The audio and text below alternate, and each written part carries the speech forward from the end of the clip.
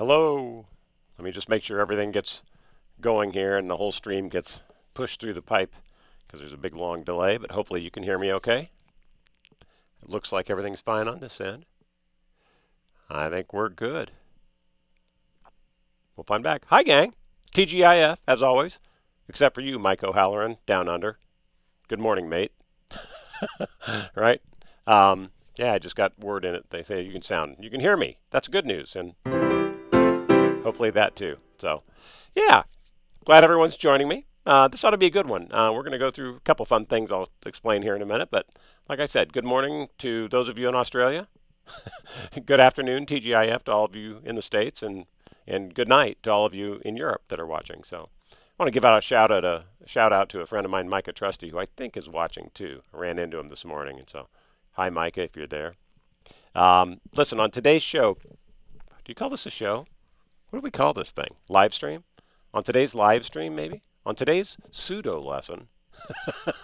Maybe that's the right one. Now, I've got a fun announcement I want to tell you about. I'm really excited. It's a new thing we've been working on. It's why we haven't done one of these for about a month. Then I'm going to work through a great tune, and I'm going to give you some ideas how I approach making a tune kind of come to life from a lead sheet. And then I'm going to answer a couple of questions from you guys. So we ought to plug through those things. I'll dig right in. So first of all, I said I had an announcement. I am really excited to share this with everyone. This is a problem that some students have had that I've pondered about how to tackle for many years. And I think I have finally figured out a great solution, and I've been kind of working on getting it ready now for a few months. And I want to explain kind of the genesis of the whole thing first. So this whole project kind of comes from some continual questions and feedback that I've gotten from students really since I started doing this 15, 20 years ago. It's never been just a flood, but there's been kind of a continuous stream of this one kind of issue.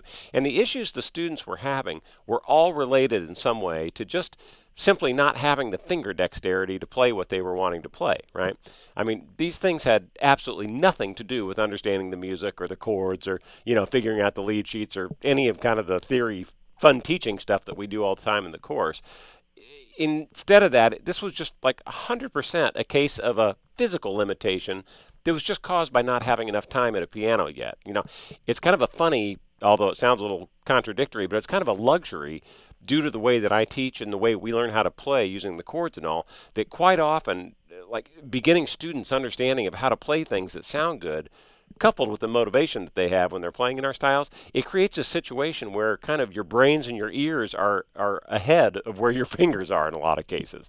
It's like you're hearing things and knowing what to play, but your fingers aren't able to accomplish it yet simply because of not having enough physical repetition and agility, right? So the huge problem, solving that is that, and this is why it's taken so long for me to think this through, is that it's walking on super thin ice to have students spend a lot of time working on exercises or etudes or scales and all this Hanon exercises, all the old things, as opposed to constantly learning through playing new tunes like we do. And if I tell you, if you do too much of that at all, it's an instant way to ruin your motivation.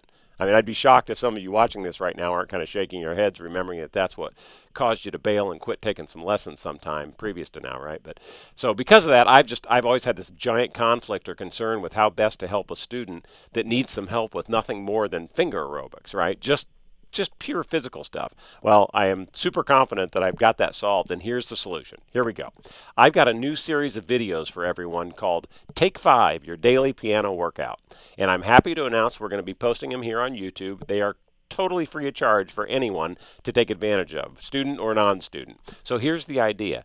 Every single day, you can come and get a 5-minute hand exercise workout, kind of finger aerobics, if you will, and I'll be there to do it with you and kind of coach you through the 5 minutes. Now, you're going to want to watch the video in front of your piano or keyboard, and you can just play right along with me. All right. Now, the videos are going to be numbered sequentially. So we're literally starting with 1 and just going to keep going ad infinitum until we, run out of ideas or something. And you can move on to a new exercise video every single day, or you can stay on one for as long as you want or whatever. I'm going to try to play them, not try, I've already done a few of them. I'm going to play them at what I consider a medium tempo, right? Because there's this issue with these exercises of an absolute beginner may only be able to do it at a very slow speed, and somebody more advanced is going to want to do them faster, right? But if it is either too slow or too fast for you, it's no problem at all. You can just watch me demonstrate the exercise for that day, and then you can turn that off and play it at whatever tempo works for you and start your own 5-minute timer, right? Now, I cannot emphasize enough, and that's why I was a little sensitive about putting these up for everybody, because those of you that are not students yet, I'm afraid someone's going to bump into these and think this is the way I teach all the time. These are in no way a piano lesson, right? Like an official lesson. But instead, they're kind of the equivalent of me helping you get stronger by just making, it's like having a workout coach, right? Or whatever you call that, a personal trainer. I'm just going to make sure you do your push-ups every day, right? And count along with you. So, you know, the most important point, this is just the ultimate example of what's that old adage, that how do you eat an elephant one bite at a time, right? I mean, all I will ever ask you to do with me is sit down and crank through some exercises for 5 minutes. That expectation and hope is that you're going to get quickly to a point of then this becoming a daily habit. That's really, I think, the trick. And I mean, who doesn't have 5 minutes to knock something quickly out, right? So I'm shooting them right here in the studio, so they're going to look very familiar to all of you. It's going to look a lot like this. We plan on posting a new one every single day, but that doesn't mean, again, that you need to move to a new one every day. This is just the way that I'm planning on accommodating all the different skill levels with this new Take 5 series. And the key for you is to just continue on sequentially, but there's no hurry for you to move from one to the next. You can stay on one as long as you want. So, for those of you watching that have not subscribed to this YouTube channel here, this is another terrific reason to do so, because you'll get notified as we keep posting the new ones all the time. So there's I hope I say this right, there's like a little icon next to the subscribe button. I think it looks like a little bell, and you need to click on that to turn on notifications from the channel. So once we're done here, I'd encourage you all to go make sure you have that little bell clicked. Or if you're just watching this and you haven't subscribed, like officially subscribed to the channel, do that, and then you'll find out about it all. So again, this new series is entirely free, so I hope you'll take advantage of it. There's no reason not to give it a try, and exercise video number 1 should go live Monday morning. So I hope you'll come on Monday morning and join me for a 5-minute workout every day, all right? Okay, enough of that. Let's move on. A student named Carol Wells asked me if I could go through a tune in one of my fake books and try to show you guys some fun stuff to kind of, you know, bring it off the page, so to speak. And I think that that's just a great idea, so I decided I was going to do it here on this live stream. And I'm just going to kind of verbalize my mental, you know, stream, thought process, I guess, kind of a mental thought process as to how I would approach a tune when I just open up a lead sheet and decide what it is I'm going to play. So what I want to do is use the classic Beatles tune, Let It Be, all right? Now we're going to do it out of, where's that book? Here it is. Sorry, paper stuck to it. This one. Those of you that are piano and a flash students, it's got the Piano Guy's Favorites and Holiday Songs fake book. A bunch of you have this already. Those of you that are piano and a flash students should have it because it's the fake book that we use with courses 5 and 6. And if you don't have the book, you can still get a lot out of this by just stealing some of these ideas I'm going to give you guys. Don't panic if you don't have that in front of you. You don't really need it. It'll probably get in the way of you paying attention, frankly. But and remember, this live stream is getting recorded, so it's going to be available the minute we finish here on Facebook, all right? So don't panic if I'm going too fast. Okay, this is on page 89 of that book, by the way, all right? So let me switch over to the hand shot here. There we go. We there? Yep. Wow, such technology. Feeling pretty clever about myself. Okay, roll up my sleeves, right, for all the important hard work we're doing. Now here's the scoop. Let me just kind of dig into this. I've got some ideas about how I would kind of approach it. At the beginning, you know, this is the famous old tune, Let It Be, right? It's right?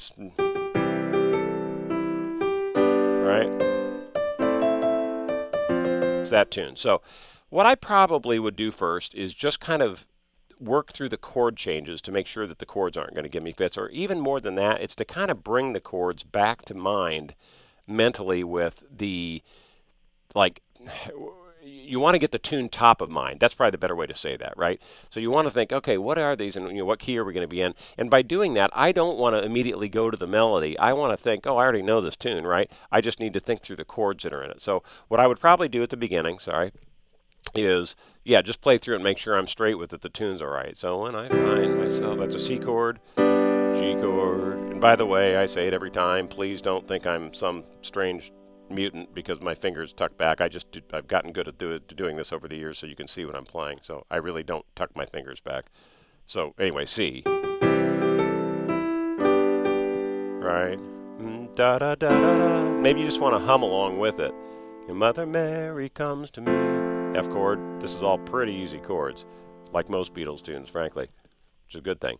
Speaking words of wisdom, C, G, let it be. And then back to C. But you know, I hear something else. I mean, if you know this tune at all, you're saying, speaking words of wisdom, let it be. You know, you hear that, right? So there's a case where even though it's not in the lead sheet, you need to kind of think through if there's something that's not in there that you really know the tune that you want to play, just think it through, right? In that case, it was moving from an F, which is in the lead sheet, down to a C. But it was kind of walking down. You can just hear that if you've ever heard the original tune, right? And then how I would do that is just play triads the whole way down in either hand.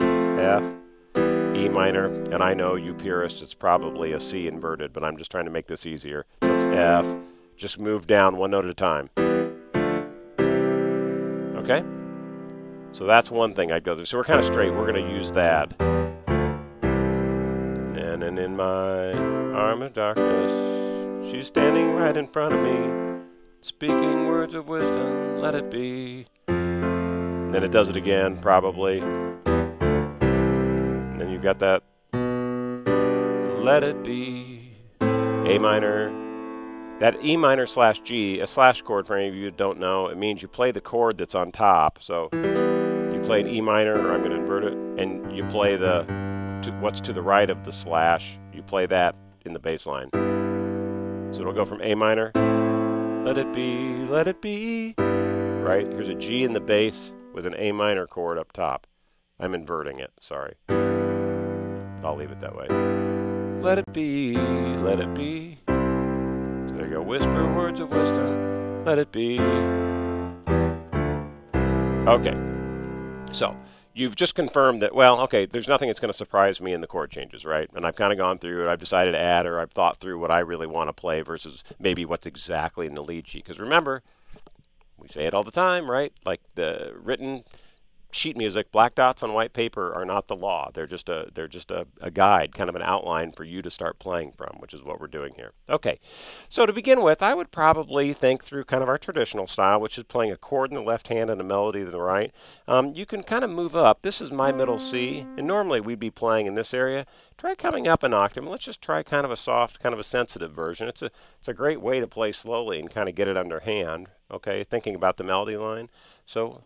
And another thing I'm going to say for sure is I do not want to play this melody line the way that it's written, right? I do not want to be looking at all the rhythmic values in particular. If I need some advice on what notes they are, I could look at it. But I'm really going to play it the way I'm humming or I'm singing it, or the way I already know the tune, all right? So it'd start out, so when and I'm not going to sing to save all you guys. Find myself. Right?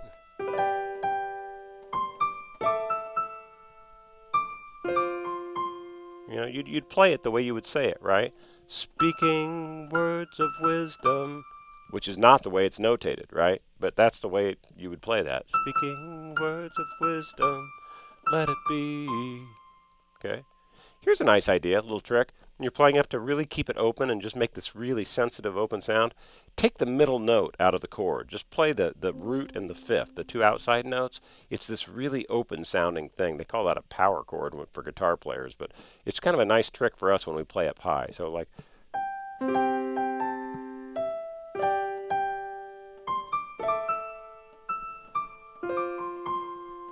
nice, huh? Sorry, however I would do that. Okay, so you could keep, that's kind of a good start. Then probably I would work something, I would try to come down in a little bit more traditional. Instead of just a single note melody line, you know, so you could still use the open chords down here. Right? You don't have to if you want to play it in. But here's the nice thing. I just saw a note saying, can you see what the lead sheet looks like? Actually, I don't have that. I'm sorry. I don't have that available to, I don't have that available to pull up and show you that way. If you have the book, it's on 89, page 89. But again, I don't have that. I'm sorry to report. Sorry. Um, so if we're doing, yeah, down here, here's what I would do next is start adding some chord tones with my right hand other than the melody note. So, right? And all I'm doing is I'm thinking of any note that's in a G chord and I can play it somewhere down here. Not every one, just some note. There's a note that's in the chord. There's an A minor. I was playing a 7th, sorry.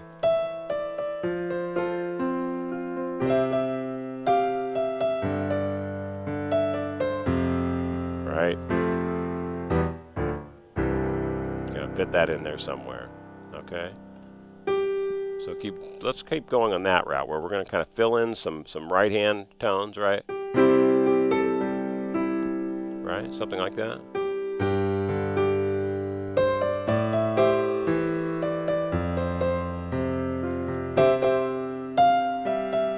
Oops, sorry.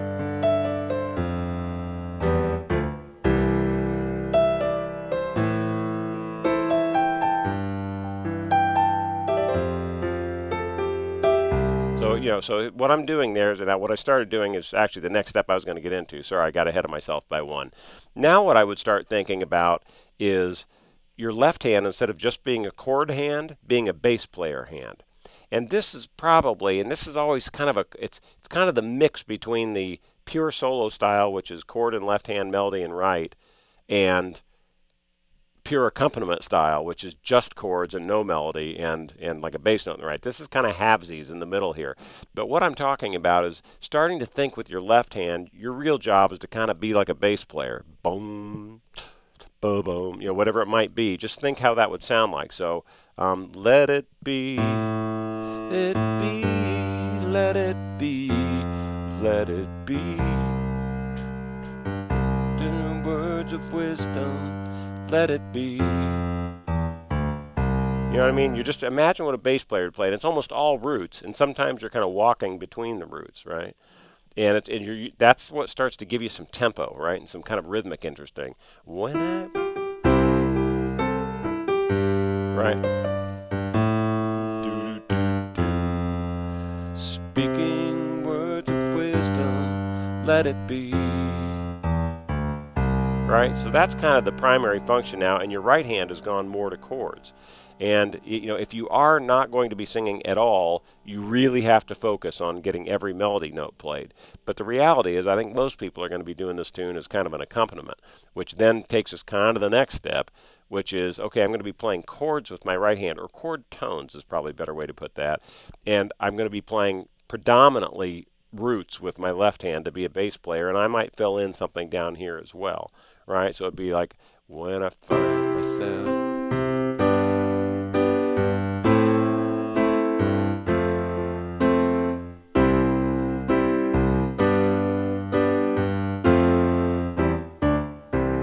Right? Does that make sense? Kind of. All of a sudden, I've gone from now my left hand is kind of doing a bass part, and my chords are kind of like a guitar player. Just my right hand's kind of doing keeping a tempo with my chords, right? And I'll tell you what you can do there, and this is something that actually the Beatles did a lot, or Paul McCartney, both he and John Lennon played this way a lot, because I don't think either of them were trained piano players at all. And they've got very simple piano parts, but quite often you would hear in their chord playing, they'd be doing this. Like in the C chord, so it'd be, oops, sorry, my foot hit the wrong pedal.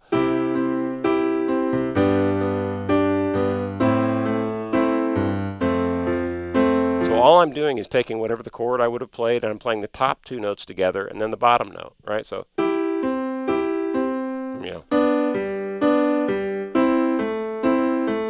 that's the F, C. Now I'm going to do the G inverted. Let it be. Let me show you that together now.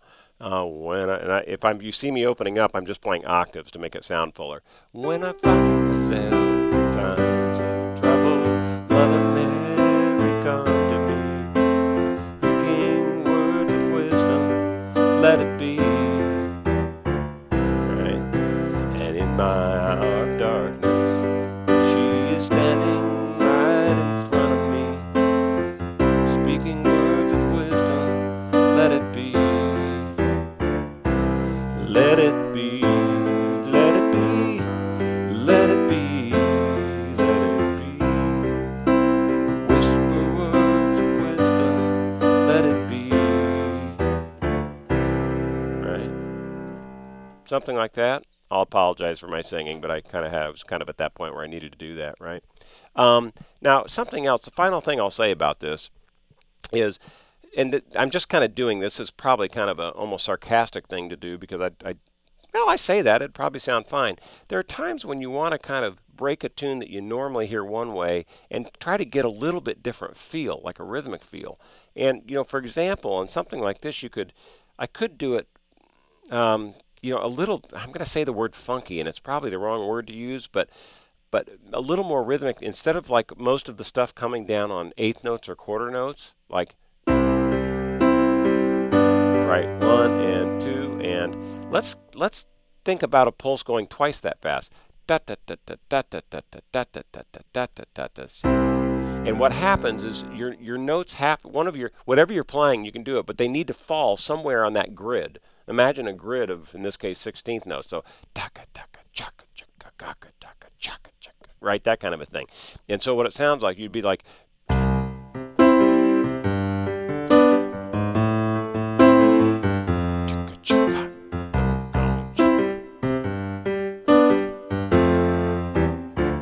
right?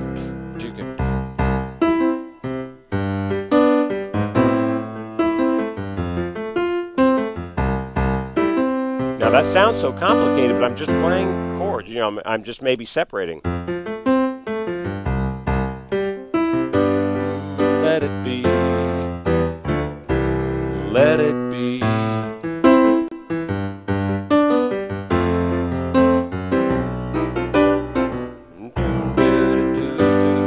Let it be. Right, something like that. I don't know. I'm kind of making it up as I go, obviously, but let it be. I'm trying to think of a better. Let it be.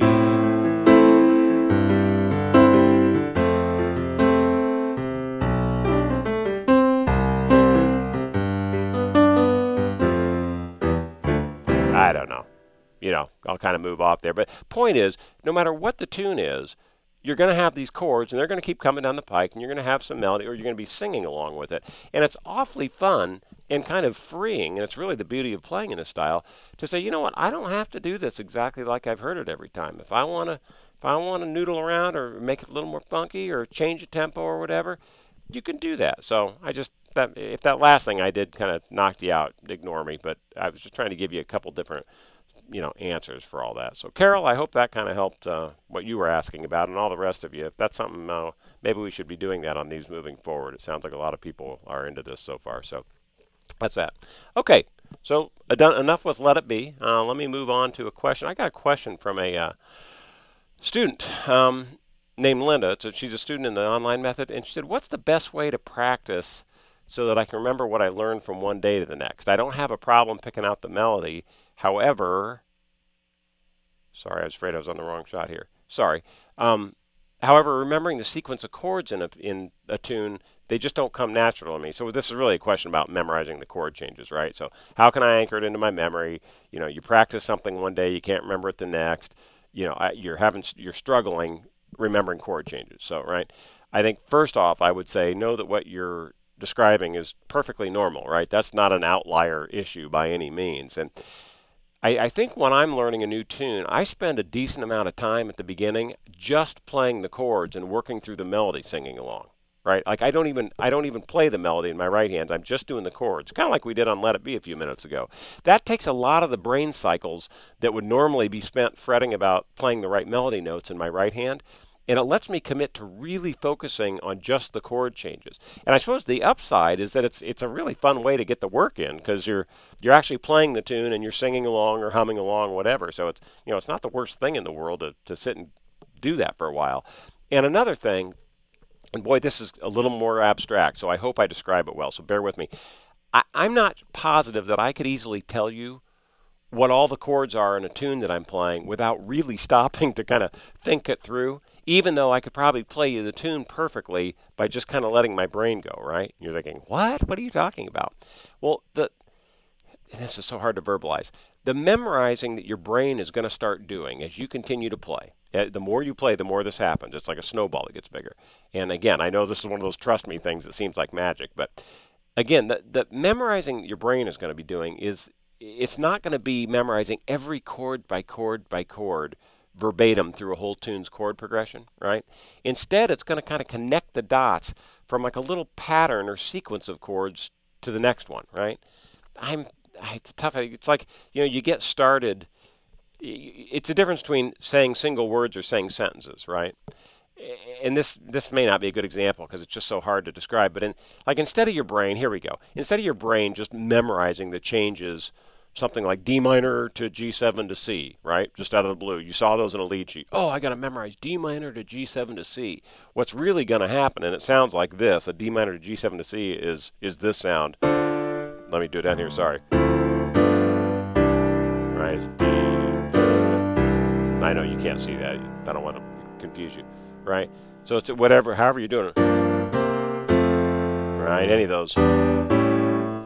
It's this really often used thing. So your brain's going to be processing it, instead of remembering D minor to G7 to C, your brain's going to process it more like, okay, so I started on this D minor, which, you told me to start on, but now I can just kind of hear from my memory of the tune that what's coming up the next couple of chords is going to be this pattern where chord goes up and then it comes back lower than where it started. And the only reason I know it is because it's this super often repeated chord change that I keep hearing over and over. And I've heard it in all these tunes we've been playing, right?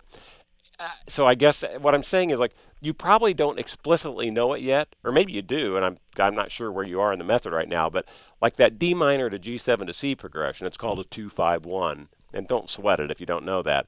But it's a little snippet that's just used an enormous number of times in all these tunes, right? And even though your conscious self might not, know what it is or what to name it, believe you me, your unconscious noggin knows the 2-5-1 incredibly well because it's heard it in music you've been listening to your entire life, right?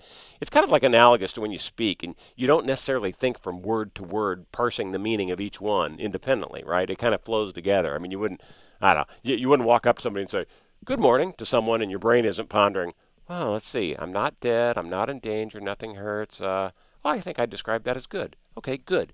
Then your brain moves to the next one. Seems to be getting light, it's not dark, right? It must be morning. And then you say, morning, right? You don't go through all that. And instead, your brain just kind of remembers this thing as a snippet because you've heard and you've said it thousands of times. So once that brain memory kind of starts bubbling up to the surface and connecting the dots with what you are trying to play, it's like, I already know it, I've heard it, now you're trying to play it, and it starts connecting, oh, that's that, right? Then the memorizing of chord changes starts getting easier and easier. And this is one of those cool and rare things where I really think adults have a huge advantage over little kids learning piano because we have years of listening to music in our memory banks that kids don't have yet, right? I mean, they just haven't heard enough. It's actually one of the reasons I struggle sometimes to teach kids because, from an adult student like you guys, I get all these, aha, light bulb going off moments when you hear something we're talking about. And, a little kid just looks at me, like, I have never heard that in my life. I have no way to connect those dots. So kind of the bonus kicker, and that's when, and by the way, you'll also feel like this is magic. This is just at the edge of where playing by ear starts to make itself available. As you start to you just start to figure out the chord changes to tunes that you already know in your head because your brain's memory, like on that, is going to come back and say, hey, wait a minute, I think I know what comes next. We've heard this pattern millions of times, and it's the same one that's being used here. So, I don't want to get too far out in the weeds with this response, but just try to practice the tunes without playing any melody line, right? And then as you're doing that, really try to focus as much on what it sounds like moving from one chord to the next as you do on the literal name of the chord changes. And I really think that'll help because you'll start realizing that the same stuff just keeps happening over and over and over, right? So there, that's my answer on that one. I do want to, and looks like we're getting a couple. Go Nancy and Heavy Duty, whoever you are. I'll get those. I've got one more I wanted to. This actually came in yesterday. I preloaded this one because it was a question about how to read triplets, but it ended up bringing up a much more important point, and it's a short one. a student asked that said they were confused because the lead sheet for Amazing Grace in Gig Book 1 looked a little bit different than the version that I had printed in one of the course book 2s where we bring it up in a class for some reason. And one of them had a triplet and the other one didn't. So it was like, here, let me switch to that. One of them was perfectly notated like this. It was after... Here, right here, look at my right hand. One of them went like this. Right? So, like a like me. And then the other one just went. So one of them went. And the other one just had a notated like me. Right? It had to do with the triplet. And he wasn't sure how to read a triplet and all that. But the deal is, the difference was just that one had a triplet in the melody and the other one didn't. And the reason they're different between the gig book and what we put in the course book is a perfect example of what I preach all the time about music notation not just being a guide. I mean, I said it earlier on this stream, right? It's not the law in any way because depending on how you happen to hear a tune, you can always notate it in a little different way, right? The version with the triplets in the gig book makes it sound like someone singing it would be sliding up those notes, right? Like me. Like me. And then whoever engraved that just thought, oh, I'm going to make it sound a little like that. And the one in the course book just stays and says, like me. And both of those would be right. Neither's right or wrong. They're just slightly different interpretations. So, to drill the point home even further, if to your liking, I guess is the right way to say this, you hear something sounding different than either of those or the way it's notated, go for it and play it the way that you think it should sound. I have to assume you've heard Amazing Grace many, many times in your life, right? And I bet you've never heard the exact same version twice. It's like a national anthem, right? You hear the same tune with hundreds and hundreds of different renditions. And in that case, at least in the States, some really pretty scary renditions. But anyway, so that's what we are constantly shooting for as you keep working through the method or you try to internalize the approach that I teach for all these non-classical tunes. That being, use the lead sheet notation as a guide, but always feel free to put your own touch on a tune and play it the way you think sounds best. Okay? So let me jump to some of these and bear with me looking away here. I've got to go check this monitor. Here we go. How does this compare? Let me move this. Nancy says, how does this compare to your piano and flash course in terms of difficulty? So what level would you consider the live stream? Oh, like what I'm doing now? I would consider the level of this, well, that's a hard call. I'm talking about a lot of different stuff. But like when I was doing the Let It Be stuff, I would call that probably, I wouldn't be getting into some of that stuff till probably middle of course 2, course 3 maybe. The heavier stuff as far as doing the funky thing, probably course 5 and 6, but the very beginning, we're just teaching basic chords and teaching basic lead sheets and whatnot. So, yeah, I hope that answers. That's kind of a tough one because I wasn't being very linear in the way I was describing all that. I was just trying to throw some stuff out so people at different levels could find something to nibble on there. Heavy Duty says, when would you choose to invert a chord to raise the pitch? Oh, yeah, no, not necessarily. Here, it was a good example of when we did it, like in Let It Be. Oh, sorry. Try to get this camera switched here. There we go. Like in Let It Be, where was the part I was doing? I was doing, it was right here on the Let It Be. That's an A minor chord. Let it be. That's an E minor / G, right? Is what that chord was, E minor / G. And I described that means you've got to play a G in the bass with an E minor chord on top. Well, an E minor chord in root position is those 3 notes. That's what that chord is. That's an E minor chord over a G in the bass. So E minor / G. But if I look where I just was before, I went from this chord, and instead of me doing this, I would rather just do this. Just move these 2 notes down here. All I did, right? This note is it's this. I'm moving, instead of the E on the bottom, I'm just inverting it and putting it on top. There are just times, I think that's the answer. It's when you don't have to move as far. It just makes your movement simpler. Right? Instead of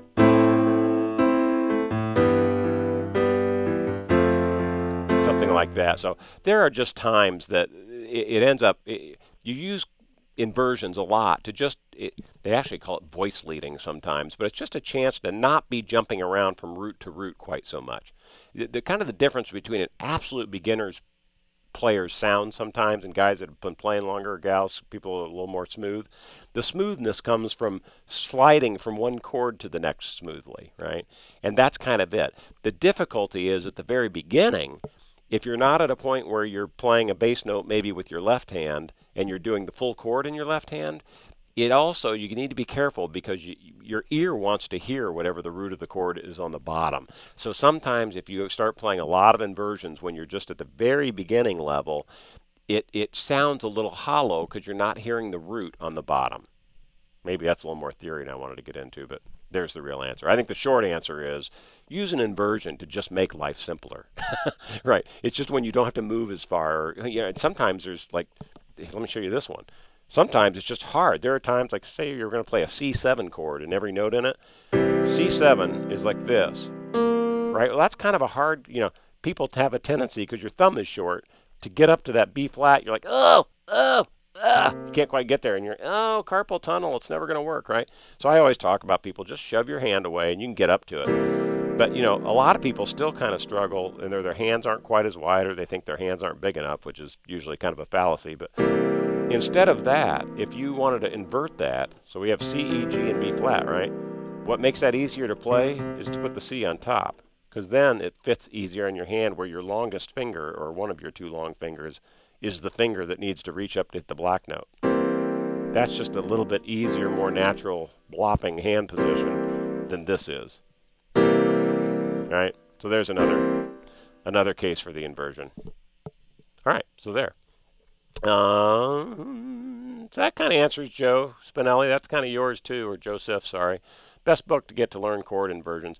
Yeah, you know, in their simplest, I've actually got a video. We'll try to put it in here. Ryan, you're listening. We'll try to find. I've got a good YouTube video on inversions, and that would be a good one to look at.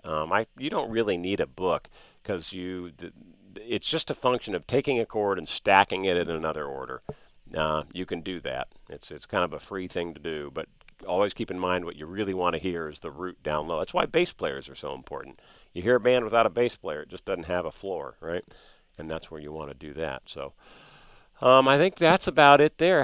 What time is it? Have we gone? I've gone about 40 minutes. That's probably about it. Well, I think is there any other quick questions? Ryan, we got anything else out there? As I see Ryan typing furiously, saying, no, we don't. I don't think so. Well, listen, the link to, just come back to this channel on Monday, and you'll have a link. We'll try to get a link once we get the video up there, maybe in this description, but if not, just come back to the channel come Monday, and I would assume that the first video up there will be the new Take 5, video number 1. So I really encourage you guys, you know, to give yourself the opportunity to turn this into a little 5-minute habit. You know, throw your phone down for 5 minutes more in a day, right? Exchange a total brain mush social media check for 5 minutes into a really brain growing and physically helping piano 5-minute thing. It'll go so quickly. You know, each video maybe lasts 7 minutes long. It takes me a minute or two to describe what we're doing that day, and then I literally start a timer and we just get in and do it. And I finish it up and we're done. And so it's an easy thing to do. All right? So I hope you check those out, and once you do them for a while, give us some feedback. I'd love to know how it's going. I'm really excited I think I may have really found the Band-Aid to kind of solve an issue that's been kind of a little open sore for years and years and years. So I'm excited about it. I hope everyone has a great weekend. Mike in Aussie land, you're already there. Enjoy your Saturday. All the rest of us have a great Friday night. And thanks. We'll see you next time.